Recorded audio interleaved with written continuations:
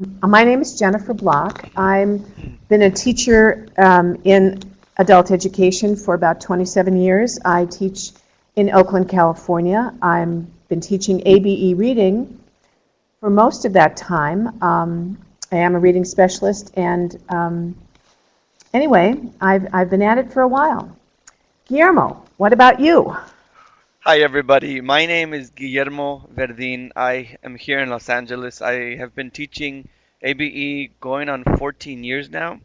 The past 4 years, I've been doing the evidence-based reading instruction and enjoying every minute of it and working hard. I'm looking forward to this webinar. Hopefully, you'll get some good information. Jennifer? Yes, I just wanted to say that both Guillermo and I have participated in either STAR or evidence-based reading instruction training, and it really has informed our practice and changed things for us. And that's part of what we're going to share today. Thanks, Jennifer. Great. Let us begin. Very good.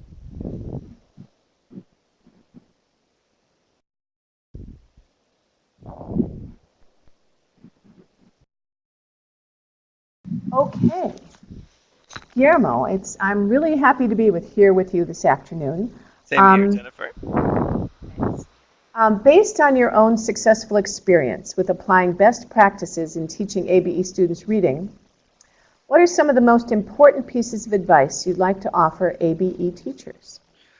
Well, Jen, there are quite a few pieces of advice, some of which you probably are already familiar with, but I think it's important to repeat them anyway. First of all, one of the most important things that's helped me is to know who my students are. And what I mean by that is three things. First, know what the student's goals and needs are from the very beginning, and directly connecting everything we do in class to those goals and needs. For those that want their GED high school diploma, connect every single lesson that I do to how it's going to help them get their GED, how it's going to help them when they're in the high school program. Those that are parents who want to help their children with their homework, I directly connect everything we do in class to how it can help them help their children. And and when it comes to parents, I find out the names of their children and the grade levels, and again, I just connect their goals and needs to the instruction. Another thing, uh, identify the students' strengths and weaknesses, again, from the very beginning. I assess students immediately upon entering my classroom, and I don't provide instruction until I have assessed my students in some form of another. And we will talk about assessment later on. And I link the instruction that I give to the results of those assessments. So those assessments are critical. And thirdly, I am very mindful of using student-friendly language. I constantly have to remind myself that I'm not directing my lesson to teachers. And I never try to assume that the students will know what I consider to be the most basic information. I've gotten into a lot of trouble assuming. And one quick example, I was giving a lesson on compound sentences in one particular occasion, and I had reviewed simple sentences. Well, for half an hour, I had a student relate the word sentence to the context she knew it in, which was in the prison context. So the entire time I'm talking about simple and compound sentences, she's thinking, is a simple sentence 5 years? Is a compound sentence more? And when I said we'd be reviewing complex sentences in the future, she just finally came up to me and she says, "If what kind of sentence would 5 years be?" And I just realized the woman was understanding sentence in her own different context. So never assume that the students know what you're talking about. So have to be explicitly clear. I think that's a really good point. So student-friendly language is very important. Absolutely. Um, So you talked about assessing your students as they come in. How do you determine what your students' needs are? Well, to determine their strengths and weaknesses in reading, I conduct assessments in the four components of reading, which are alphabetics, fluency, vocabulary, and comprehension. And to determine the strengths and weaknesses in writing, I use the students' writing samples. So I have a writing sample when students come into the classroom, and I tailor my instruction based on the results of these assessments. Um, this whole thing about assessment drives instruction. Well, that applies here in my classroom. One thing I advise teachers to do is some form of assessment beyond the TABE and the CASAs. In my experience, that the TABE and the CASAs, they don't really tell me much about their specific weaknesses. I mean, I've had two students with the same CASAs and TABE score, but with completely different needs and different weaknesses. So my point, do some form of assessment other than the TABE and the CASAs if you're not already doing so. Now, we do have a poll, Jennifer, Yes, on assessment. I And noticed that many people frequently assess their students, or often or frequently, which is really great. I've had the same experience that you have with the CASAS, in that it really is not a diagnostic tool. It gives you just this little ballpark idea of where they are. And unless you're doing further assessment, you really don't know if they need alphabetics instruction or vocabulary instruction, or are those things okay, but their comprehension strategies are poor. I just want to recommend one assessment that I've used for many years, which is also recommended by the STAR training, which is the San Diego Quick. It's a very short assessment for those of you who feel like you don't have a lot of extra time. It reveals a really surprising amount of information, not only about their alphabetics, but you just get, it's a one-on-one assessment, but it doesn't take much time. It's a graded word list, and I think you'd be surprised at how much information it gives you. yeah, assessments in some form or whatever form, assessments are critical because they're not only going to help you tailor the instruction, but they're also going to help you differentiate the instruction so that you're able to work with students in groups in a productive manner. And we want to make the best use of our students' time, so we want to focus on their specific needs, and I think that's where these assessments are critical and come into play. And I guys, agree. I noticed that I appreciate the questions you guys are gonna be asking me. I think some of the questions will be answered throughout the webinar, and if they're not, I will certainly address these questions towards the end because we are gonna have a Q&A. So I please encourage everyone to ask those questions, and Pamela, I will address your question at one point in the webinar. Okay?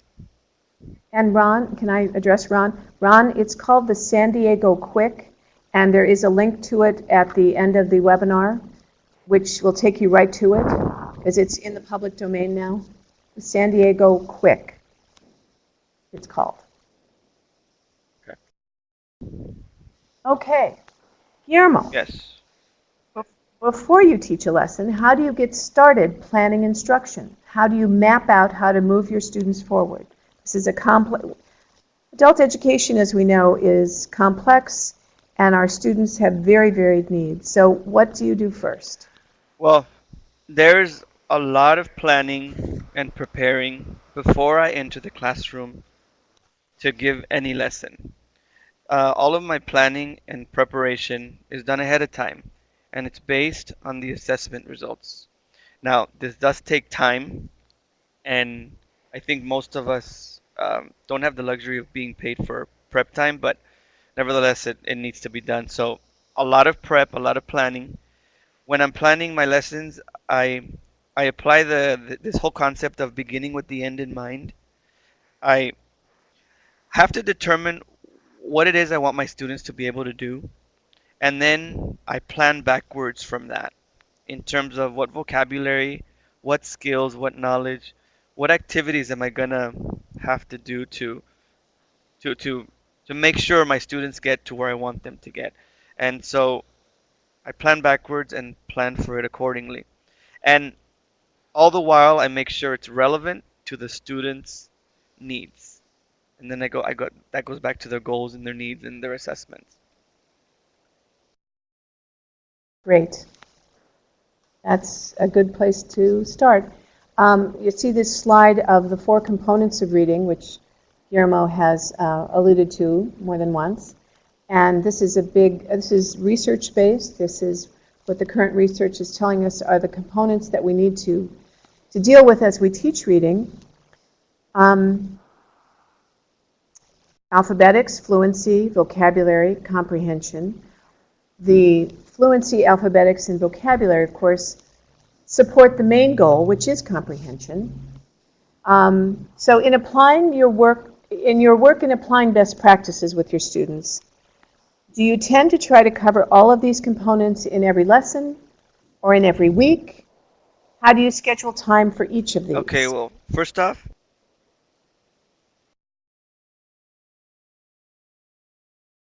I don't cover all of the 4 components in every single lesson. In other words, I don't prepare one lesson that addresses alphabetics, fluency, vocabulary, and comprehension all in one. What I do is I keep each component pure and separate to strengthen that particular area. And I'll talk a little bit more about that in the next slide. What I do, however, is I do cover each of the components based on the assessments as best as I can throughout the whole week. Now, I've created a schedule uh, for my class, and hopefully you can all see it on the screen. I've created a schedule what so that I know what I'm doing and the students know what they're doing. What day, what time, what component. And I got to tell you, it took a while for me to be able to create a schedule. It wasn't easy, but I finally did it. Um, 2 of my mentors were constantly reminding me to create a schedule. And I got to tell you, it has helped me tremendously because it helps me to plan my days in advance. Now, sometimes things don't go as planned because some lessons, some activities, some assignments take longer than expected, but I deal with it accordingly. The important thing, Jen, is to have a schedule because it benefits both you and your students. Now, you asked about, do I plan for all 4 components in a lesson? And I don't cover all the 4 components in every lesson. If you notice on my schedule, each component is scheduled like on its own. So when I have vocabulary, it's just vocabulary. When I have comprehension, I'm just strictly focusing on the comprehension. I do my very best to keep each component pure and separate, again, to strengthen that particular area. And I have to tell you, I did struggle trying to do that, but I have found it very beneficial for the student. And what I mean, I like to compare learning how to be a good reader to learning how to be a good basketball player. When you're learning how to play basketball, you have to learn how to dribble. You have to learn how to move with the ball. You have to learn how to pass. You have to shoot the ball. You have to learn how to do all of this simultaneously.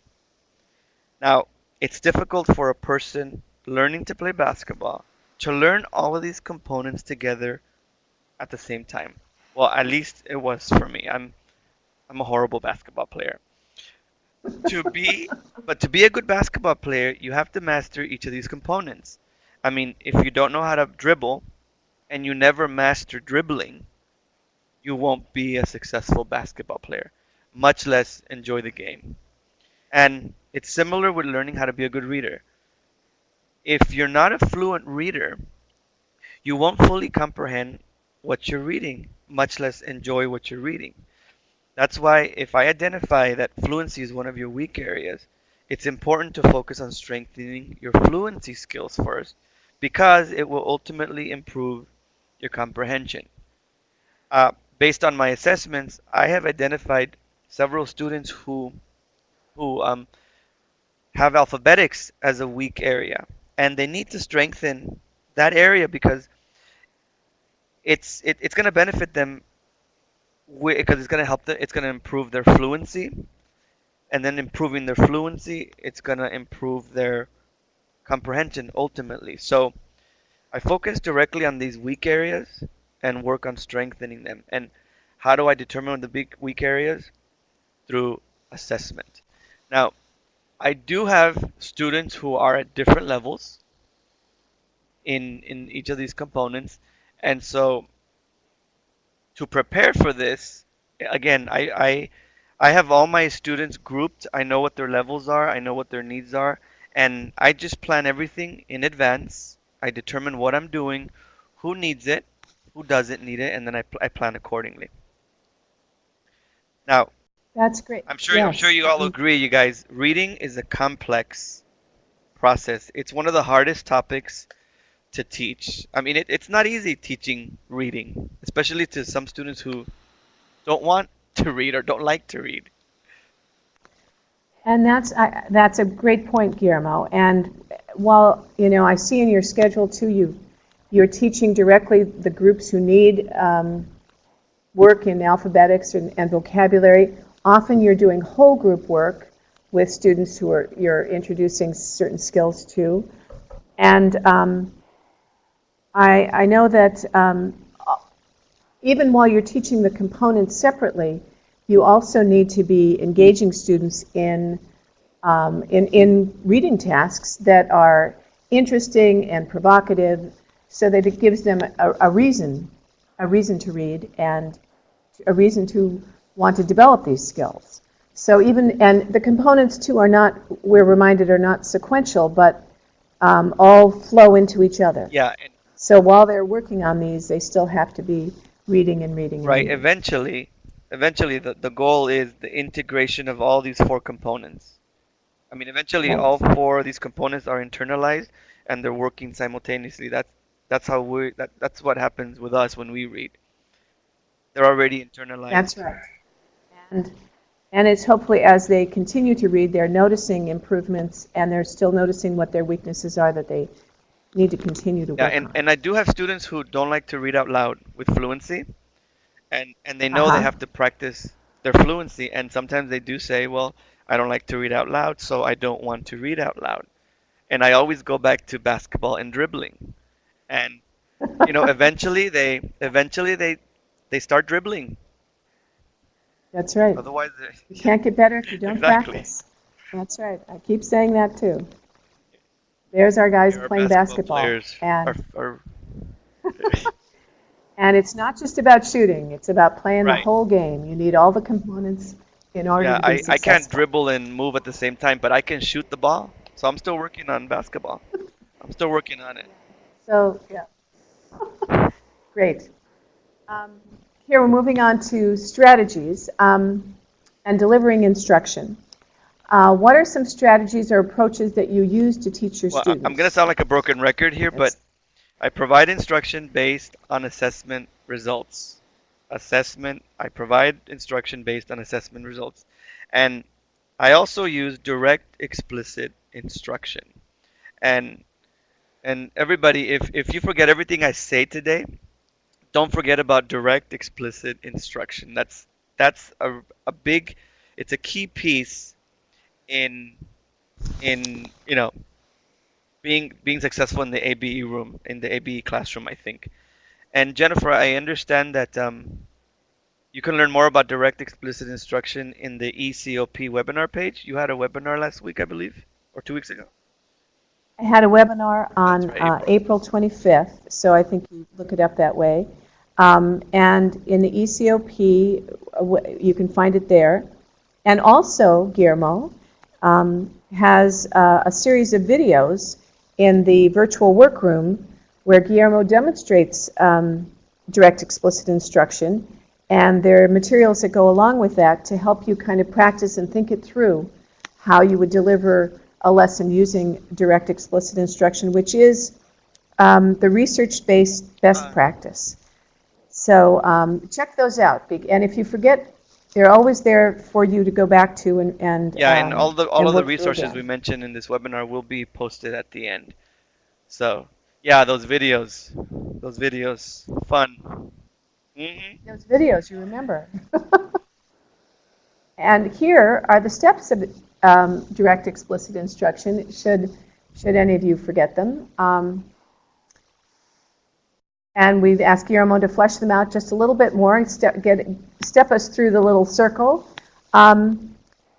It says, for some teachers, this is a very different way of teaching, and many of us have been using elements of direct explicit instruction, but we didn't, sometimes we'd skip over one of the parts. But right now the model is here, and Yeah, and Jen, it that's a really good point. does work. A lot of Guillermo? us are already doing direct explicit instruction. Maybe not all the key pieces, but we are doing some of it. Now, let me direct your attention to the slide on the screen showing us a visual illustration of the whole process. Now, first, in red, we see the introduction to an explanation of the lesson. Now, it's very important whenever we're presenting or starting to teach a lesson. It's important to anchor your lesson by explaining what you are doing and why you are doing it. And I got to tell you, I say I'm gonna speak for myself, but I tend to forget this very critical step.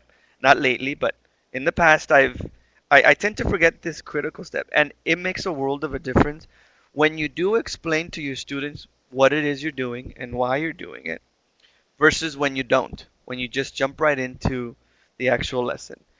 For example, let's take a summarization lesson where we are teaching students how to find the topic of a paragraph. We need to explicitly tell students at the beginning what summarizing is, why it's important, to first find the topic, how is this lesson going to benefit them in their reading, how is it going to connect to their goals and to their needs. It's very important to really include this piece, you guys, because you hook them into the lesson. And without this piece, it's kind of like you have no foundation. Now, once you've brilliantly introduced and explained the lesson, we move into the modeling, which is the I do. Now, I'm going to continue with this example of finding the topic in a paragraph. You you first model how to find the topic in the paragraph, and you do this step all on your own. It's just you, and you use what we call a think aloud. Basically, you think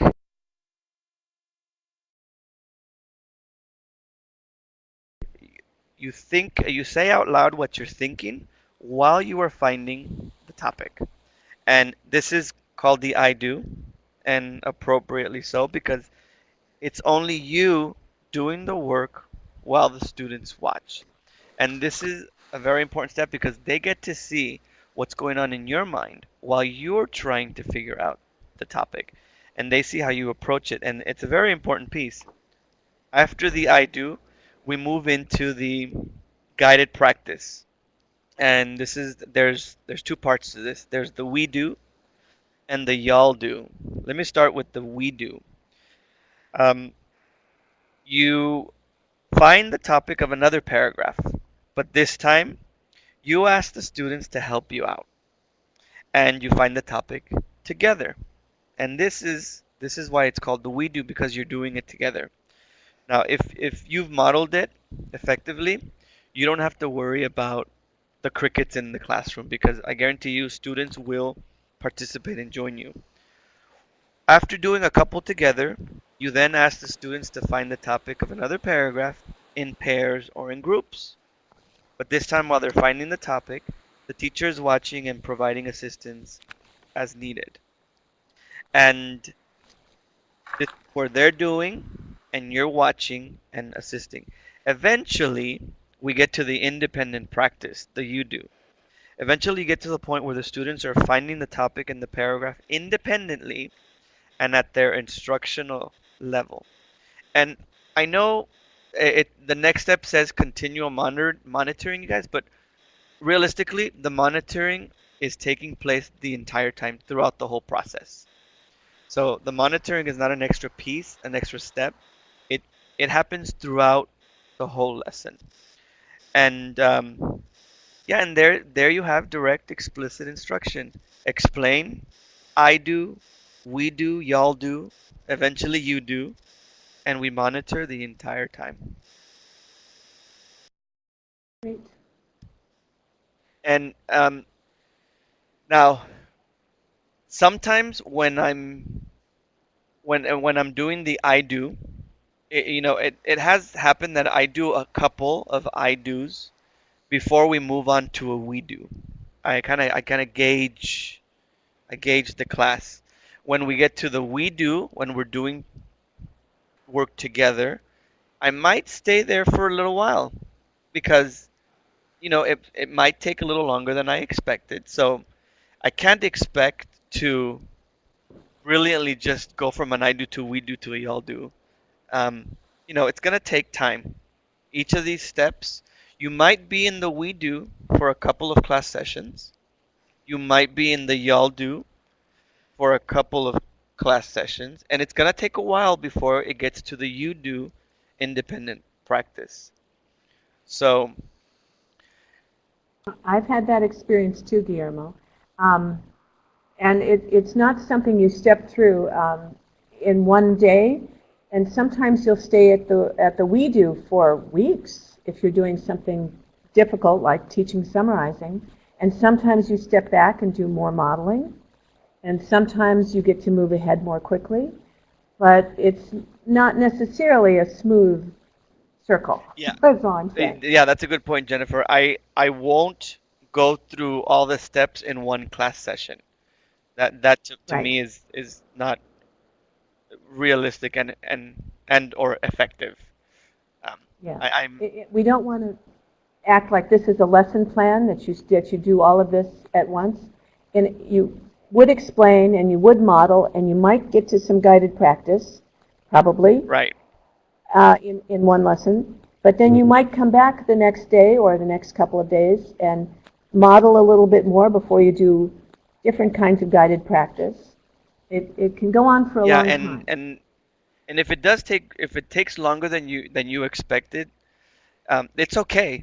It's okay. In fact, it benefits the students because multiple opportunities for practice eventually gets them to the point when they're doing it independently, they're comfortable. And it's because they had multiple opportunities to practice together with the partner in pairs. Multiple opportunities helps. And when they're independent, when they're working independently, you'll see it, you'll know it. So, Yeah. And I think, too, the guided practice is very supportive, and you get much better participation rather than flinging them right into independent right. practice. If they get to work in groups, again, they're participating. You get complete participation usually, and everybody gets to work through their There you go. processes and um, get to it. Okay. Oh, right. Classroom management. This is a big topic for almost all ABE teachers because our our students are very diverse. So I know that you've had some positive experiences with using small groups in teaching ABE. And how can you advise teachers who are working on their own with a large and diverse class? How might they begin to map out new and effective ways to utilize small groups in Now, teaching ABE? I'm actually wondering how many of you here today have an aide and have volunteers that come to your class every day to help you out in the classroom.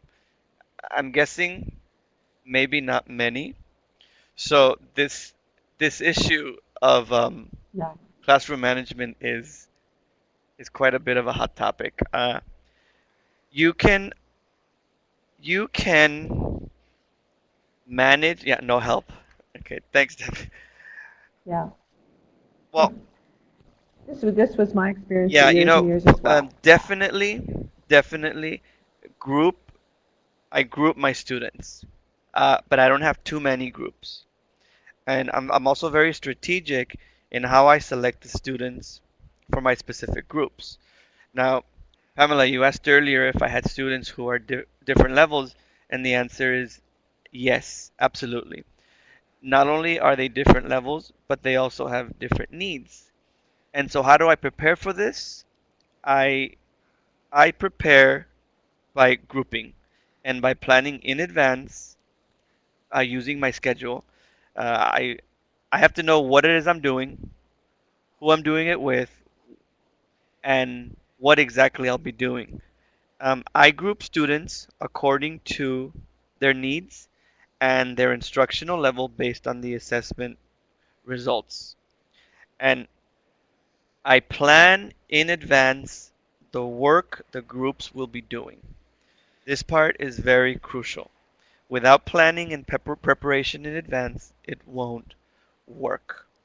And I know it takes time to plan, but once you have your groups set up, it's just a matter of when will you be working them and what will you be doing with them. Um, I think a question we haven't quite addressed here is you do assessment and you place people into groups, but you couldn't really do this without some right. form of And managed actually, I was enrollment. about to mention that. Right. Right now, Oh, the good. overall size of a typical class that I'm talking about is somewhere between, ideally between 20 and 25. However, I know that's usually not the case. Right now, my class is running 30, 32 students, which for me is the max. It's a little too much, but there was nothing I could do about it. I've actually closed my class. So, Ron, to answer your question, 20 to 25 would be ideal. 25 to 30 is manageable, but again, planning in it and preparing in advance. Now, Jennifer, you mentioned managed enrollment. It does help if you have some form of managed enrollment. Um, I know that's usually not the case in many schools, but it is doable. I Right now I accept students only on Mondays.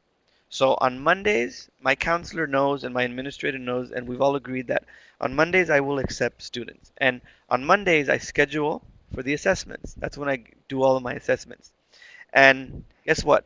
Once I get the assessments out of the way, the rest of the week I just worry about providing instruction. And and again, I know managed enrollment may be a challenge, but if you talk to your administrator, talk to your counselor, and just this Monday only form of managed enrollment, I think it's doable. The open entry model, and I think you all agree, it makes it difficult to run an effective reading class. I mean, it's difficult to have to assess new students every day to figure out what their needs are, because that takes time out of the instruction for the rest of the class. And Nancy, you mentioned that you have 50 students in math and 45 in English. I can totally agree how that would Oh, be difficult to assess. Now, um, I wow, I, I don't even know what to say to you, Nancy. That's a lot of students.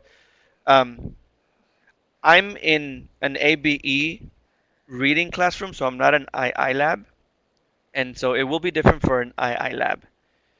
Um, One of my favorite group activities, though, is the collaborative oral reading, which Jennifer, I know you're familiar with. A collaborative oral reading is I think basically a that that's group on our next.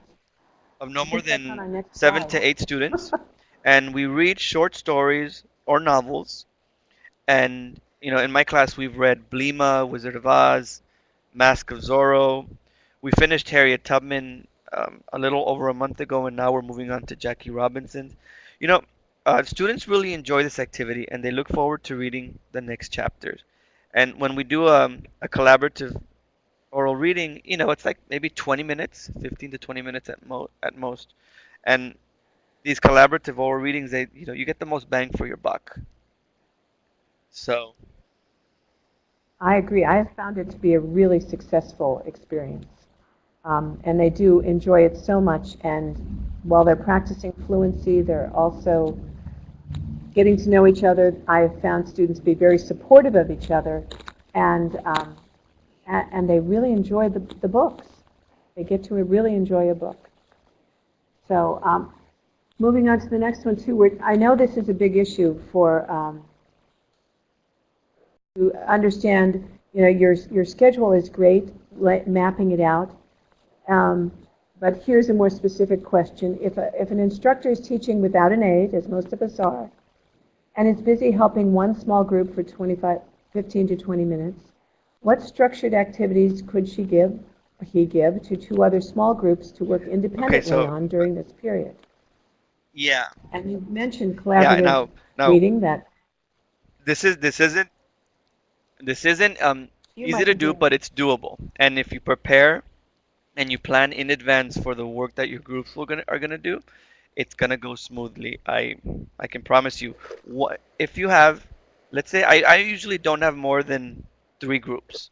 3 groups is max. In fact, right now I have an evening class and I don't have an aide. So 3 groups is max. Typically 2, but 3.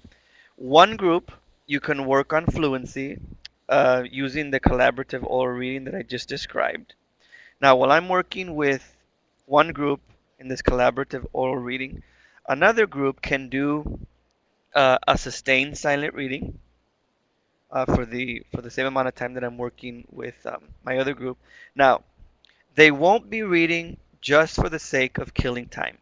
Because if you give students a book for silent reading, sometimes they'll read right through it and they'll think, oh, okay, this is just, I'm just, they're not, he's not going to ask me anything or what have you. This is just my own silent reading time. But no, I assign accompanying work to do with this sustained silent reading.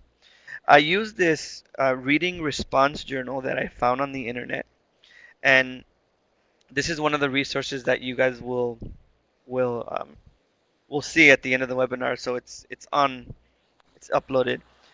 At the bottom, you're going to find the source. Now, this reading response journal, it's been very effective with students. Basically, while they're reading, um, they're going to answer some questions, and it asks questions to where they have students to summarize, connect. They ask questions, they predict, and I got to tell you, I found this reading response journal. It does engage the students, and afterwards we've had great discussion. So while I'm working with a collaborative oral reading group, this group is working on sustained silent reading with this accompanying reading response journal. Now, a third group can be working on a writing activity or a continuing grammar lesson that's based on their assessment. Now, of course, in order for this work to function independently, the lesson has already been introduced. It's already been introduced before, and I use the steps of direct explicit instruction. So this lesson would be a continuation of a previous lesson. That way nobody's lost and unsure of what they're doing. I mean, they can also be doing continued work on vocabulary that has already been presented in class. Uh, in in my class, I introduced 5 Tier 2 vocabulary words a week from this wonderful book called Words to Learn By, and there are several extension activities this work can group on. I mean, each chapter for 5 words, there's like 7 activities. I cover 4 to 5 a week, and so I have other activities that other groups can be working on. So it is possible to have 3 groups going simultaneously. And guys, I know, you may be thinking it sounds too good to be true, but I have done it. It does, however, require plenty of planning and preparation ahead of time. Without preparation and planning, it's not going to work. The key is planning in advance and having a schedule. And I can guarantee you it it can be done. Now, if the group work isn't successful at first, don't give up.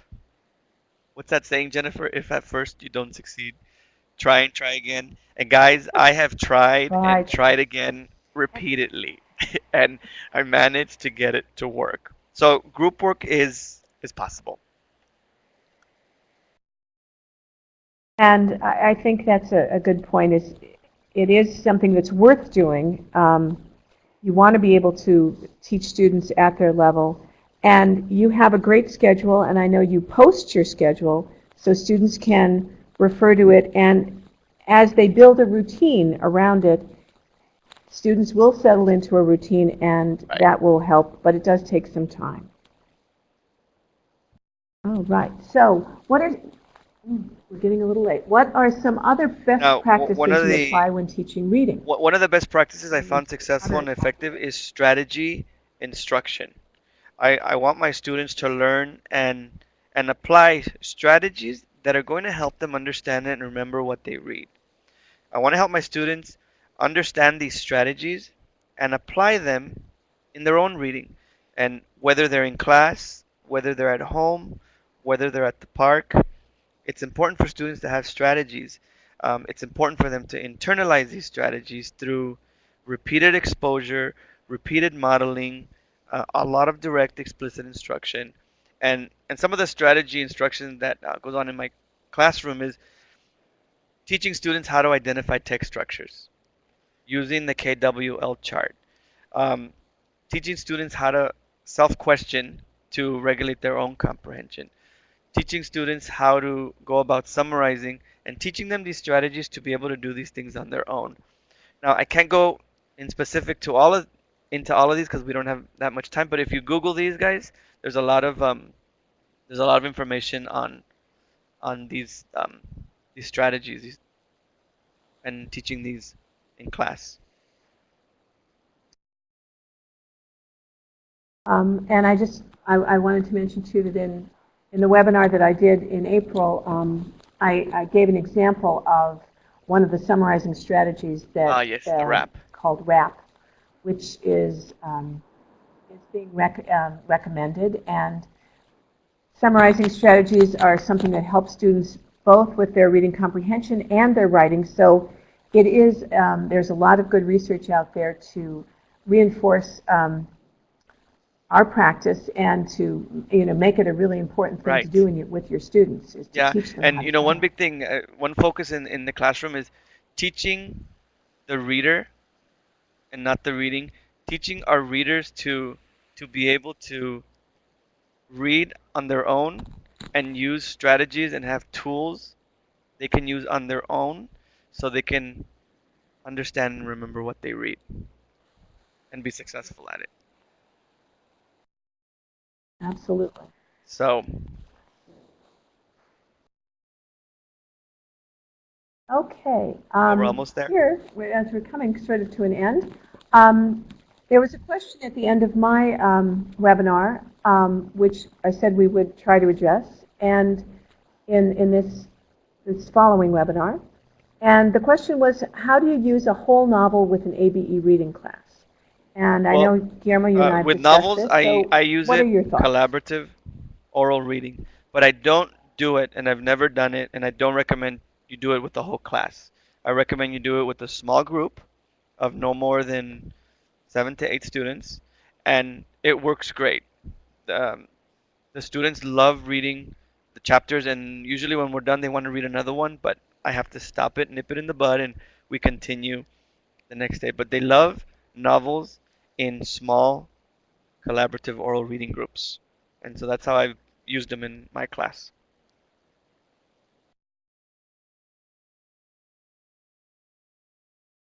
That's great. I would concur with that. I've done the same, having small groups do collaborative reading with a novel that is at their level. And I think it's too much of a stretch to ask an entire ABE class to read the same novel. But perhaps you could be doing you guys, 2 or 3 and novels one thing I want to mention with your 2 or 3 groups. again, if you forget everything that we talked about today, don't forget about direct, explicit instruction, because it's not only going to help in reading, it's going to help in writing. It's even going to help in math. I know some of you also teach math. Direct, explicit instruction is a key piece. And remember, never assume that anything is too easy for your students just because it's easy for you, the teacher. I I've I'm the master of assuming, and I always I always get in trouble for it. So direct, explicit instruction. Direct, explicit instruction. We have a question here by Ron. Are you generally? No, Ron. In in in the reading class that I teach, it's the intermediate level. It's from 4 to 8. For those students who are totally unable to read, we refer them to a different class. Does that answer your question? If if yeah, cool. Now, Pamela, did I answer your question about having students at different levels? I do. And how do I prepare for this? I plan in advance. I know who my groups are. I know what they need. I know when I'm working with them because it's on my schedule. And then I plan activities for each of those groups. Now, does it always work out the way I want to? No. That's when my creativity and my ability to be present comes in. Great. Okay, another question. Um, okay, so for long novels such as Les Miserables, which is very long, how would you take on that task? Well, to be quite honest with you, I wouldn't do Les Miserables in my class. I actually started reading that book myself, and to be honest with you, I got halfway through it.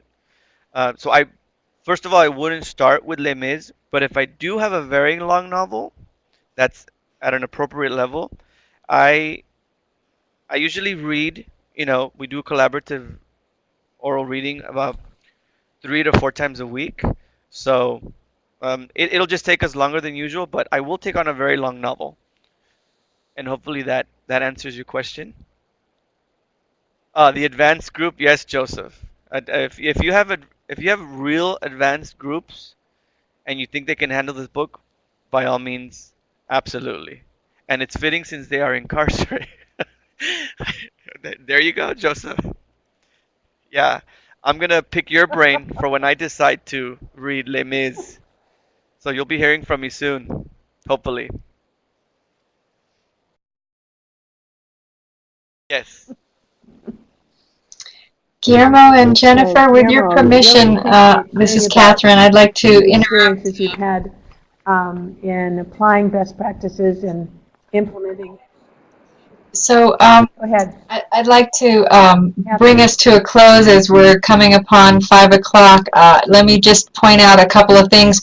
The electronic community of practice is a place where you can continue to pose questions and discuss these practices with each other, and we're certainly encouraging Guillermo and Jennifer, who are both ECOP members, to come there.